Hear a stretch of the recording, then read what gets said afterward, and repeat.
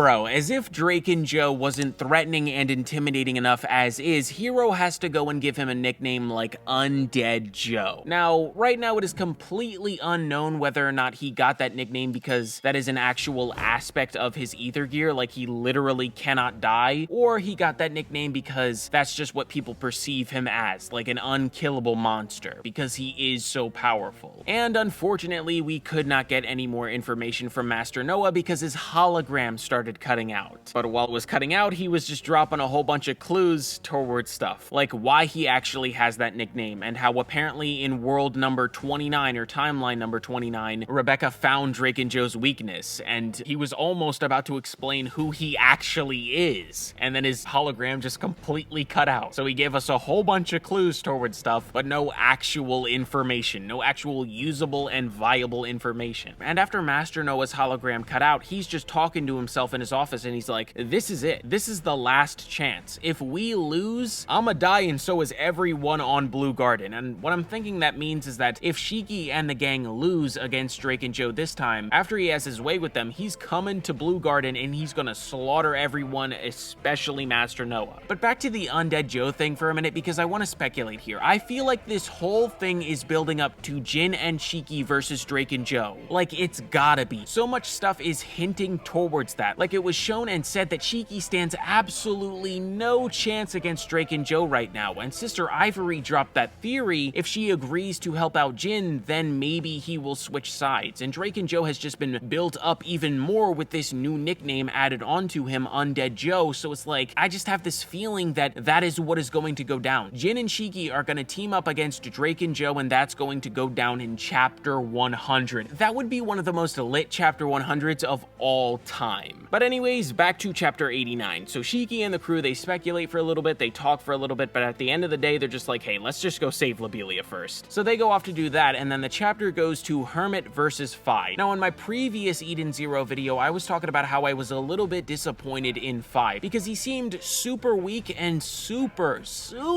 useless without a sniper rifle. And Hermit was just disrespecting him and toying with him the entire time. And this is not the Fie that I know, bro. So at that time, I was hoping that a chapter later on down the line would, you know, bring me back the Fie that I know. And, you know, this chapter did that, bro. It kind of turned up the heat with the boy. Pun intended. Because when Fie activates his ether gear, he just becomes engulfed in flames, bro. And he starts messing up Hermit a little bit. Like, he knocks the drone that she was using out of the sky, then he picks it up and he starts firing at Hermit, and he's doing some damage. And then he friggin' chucks the thing at her and it hits her on the chin. Like, golly, it makes me laugh, but at the same time, I was like, ugh, because it's Hermit, and we know what Hermit has been through. I don't like Hermit and violence. They don't go together. But then Fie does something super stupid, and I understand why he does it, but honestly, if he didn't do this thing, he would have won the fight. But anyways, the thing that he does is he turns himself into a fireball, and he goes like down the sewer drain, and he goes up into a building, and in that building is like his secret stash of weapons, and he whips out a sniper and he tries to snipe Hermit.